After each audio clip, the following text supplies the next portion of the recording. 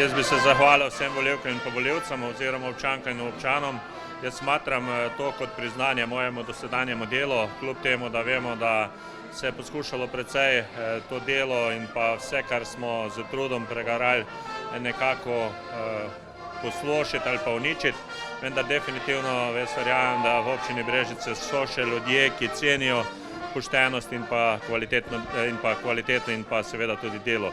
Se pa zavedam, da je to tudi velika odgovornost za naprej, saj bo potreba še naprej 4 leta trdo delati in pa nadaljevati z temi projekti v dobrobit občine Brežice in pa vseh naših občanov. No, jaz sem pričakoval, da bo rezultat nekje se vrtel med 50 in pa 55 v prid mene in moram reči, da je ta rezultat kar prepričljiva. Tako da mi to daje tudi to neko še bolj moralno zavezo, da je treba seveda še naprej delati v dobrobit vseh občank in občanov in pa naprej povezovalno z vsemi ljudmi, ne glede na to, kdo predlaga in pa kaj predlaga. Je pa verjetno na koncu le odločila ta moja ljudskost, kajti sigurno jaz sem bil vedno župan vseh občanov, ne glede na status, kraj, kjer živijo ali pa na kakšno drugo funkcijo. No, jaz mislim, da treba definitivno te naloge in pa projekte nadaljevati. Mi imamo toliko projektov zastavljeno, da treba kar naprej. Vemo, da še tudi se izvajajo evropski projekti, ki jih je treba zaključiti.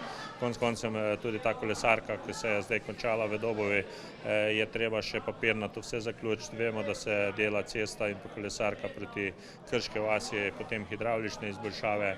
Začeli smo zdravstveni dom graditi, atletski stadion se dela, pripravljamo dokumentacijo za nove šole, za podvoze, za pločnike.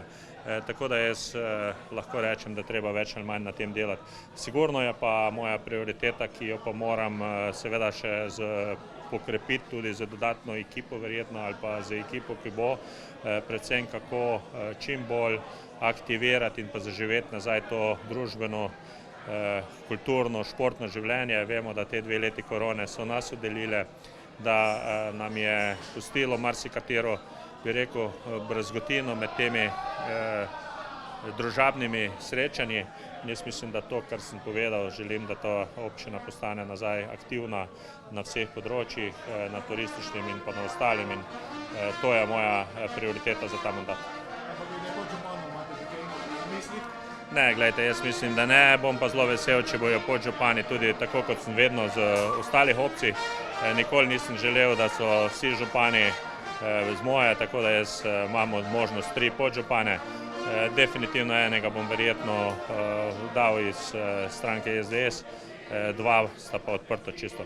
Definitivno pa za mene, jaz se ne mislim pogovarjam z strankam, katerega podžupana dal, jaz lahko strankam samo predlagam, katerega si želim.